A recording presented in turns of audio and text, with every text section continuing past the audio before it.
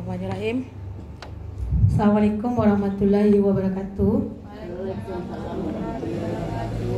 Sehubungan dengan adanya upskilling angkatan 2 di PB SMK 2 Padang, kebetulan saya diletakkan magang di Budiman Swalayan. Sepertinya sekolah kita berlangganan selalu dengan Budiman Swalayan. Yang menetapkan bukan kita ya, tapi dari PB yang ditunjuk oleh Bispar, Bisnis Pariwisata. Jadi ini teaching project, apa yang akan kita lakukan di sekolah. Kebetulan ya kalau profil kita udah tahu Budiman Swalayan ini yang didirikan oleh Bapak Yasmar. Dia merupakan toko harian grosir, awal dibukanya di Jalan Soekarno-Hatta Pasar Bawah, Bukit Tinggi, dan telah memiliki sekarang sudah mencapai 20 cabang, sudah berekspansi ke Bogor dan Pekanbaru.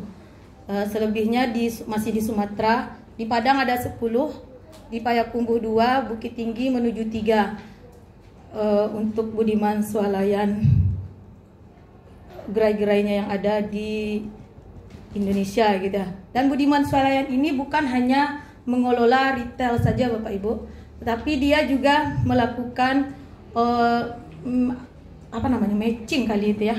Ya seperti ini Ibu Mi ini, kan karena ada bencana tutup gitu untuk sarapan pagi. Kalau kita lewat Lembah Handai, dia ada ini ya, Ibu Mi ini. The Sultan Bakery ini di setiap tempat Budiman Swalayan berdampingan dengan The Sultan Bakery ini. Selalu ada bakery ini gitu ya. Kemudian Batagor ini kemarin viral juga.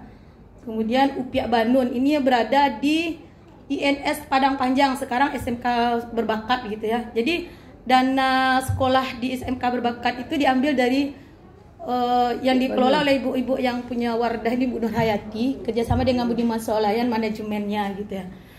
Kemudian yang Home Fresh ini merupakan produk-produk yang cukup menarik bagi saya ya, karena cukup sehat gitu ya, ada makan, tapi masih banyak buah-buah ini dari Thailand. Kemarin tuh pas distributornya datang, banyak barang-barang impor itu ini Home Fresh ini, dan mereka juga mengelolanya menjadi salad gitu ya.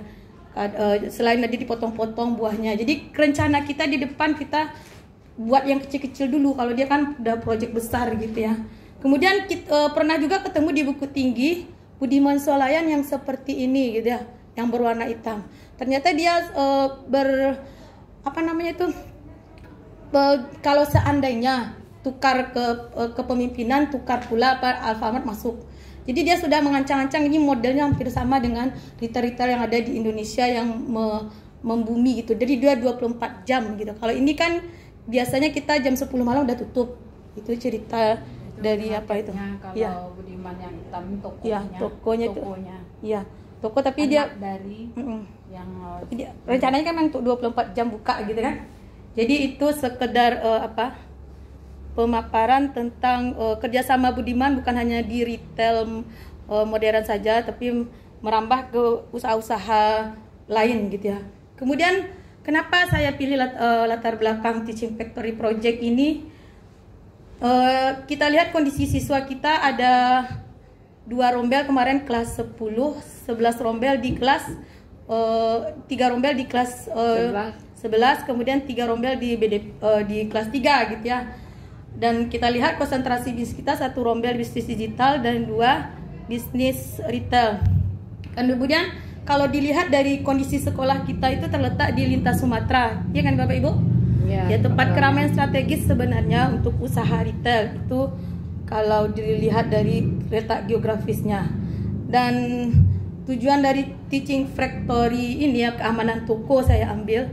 Kalau dilihat dari perusahaan itu, untuk keamanan toko ini kan rawan sekali, retail ini rawan maling gitu ya. Sampai yang ibu siapa nama ibu, dia orang bagian manajemen risiko sengaja dihadirkan, itu menyatakan ada ibu-ibu yang memang skill maling, bajunya besar-besar, kayak saya ibu tuh pakai baju besar-besar juga ya.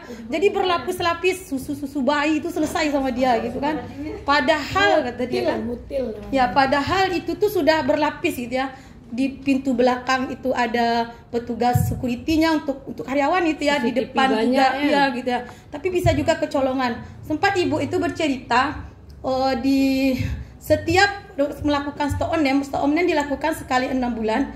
Itu pas dibuka pembukaan di mana itu ya, di Sualayan di mana yang diincar orang adalah listrik Philips ini. Itu tinggal kotaknya aja. Itu pentingnya keamanan toko ini. Kemudian motonya itu setiap karyawan itu adalah security. Kenapa? Ternyata karyawan itu tidak boleh belanja di toko tersebut gitu. Jadi kalau belanja, ternyata kalau saya kan diletakkan di Ulak Karang, ada toko grosir sebelah, ke sana dia belanja, dan karyawannya pun nggak boleh makan di sana. Itu kan menarik sekali ya, kalau kita nggak bisa seperti itu gitu ya. Maka kita akan menerapkan itu rencananya gitu ya. Itu teaching project saya gitu ya. Kemudian itu kan sudah saya bilang tadi, karyawan tidak boleh berbelanja di toko tersebut. Kita haruslah. Nah, Kalau guru-guru nak kuliah belanja tuh. Dia gini, maksudnya gini, orang yang bertugas itu Bu Nopi. Jadi sampai sampah pun dipertelini siapa makan tadi gitu kan. Kalau dia ada kwitansinya, tapi itu katanya itu petugasnya itu yang diregel. Berarti bisa anak-anak yang nggak boleh makan di sana. Memang belanja langsung. Itu kan kerawanan pencurian di kasir, dan ini keamanan barang-barang kutilnya takut kita gitu ya. Kemudian kita lihat di Ulak Karang itu CCTV-nya ada tiga orang yang memonitor. Nah, ini nampak itu ya, ada 2 monitornya, itu mungkin sisi-sisinya ada. Kemudian setiap karyawan disediakan loker untuk penyimpanan barang pribadi. Jadi mereka tidak asal bawa barang aja di tempat kerja. Kemudian karyawan itu keluar masuk melalui pintu khusus, tidak bisa melalui pintu masuk tempat orang belanja. Jadi dia tuh melalui, biasanya kalau di Bundaran Sualayan di Ulak Karang itu kita memutar gitu ya, mungkin agak 180 derajat baru bisa kita itu cek body biasanya gitu. Kemudian rancangan Teaching Factory ini kita memfollow Teaching Factory kan. Kita kan udah launching ya Bu Nopi bulan Desember, karena pas saya pulang ke sini kita memfollow Teaching Factory dengan menerapkan keamanan toko. Kita coba dulu bagaimana apanya gitu kan. Kemudian magang dengan menitipkan petugas toko agar tidak melakukan transaksi membeli kebutuhan toko ke toko lain, ini maksudnya. Jadi kendalanya yang kita akan hadapi nanti, sulit mengubah kebiasaan. Betul kan Bapak Ibu? Karena kita sering kalau belanja langsung makan di sana gitu ya.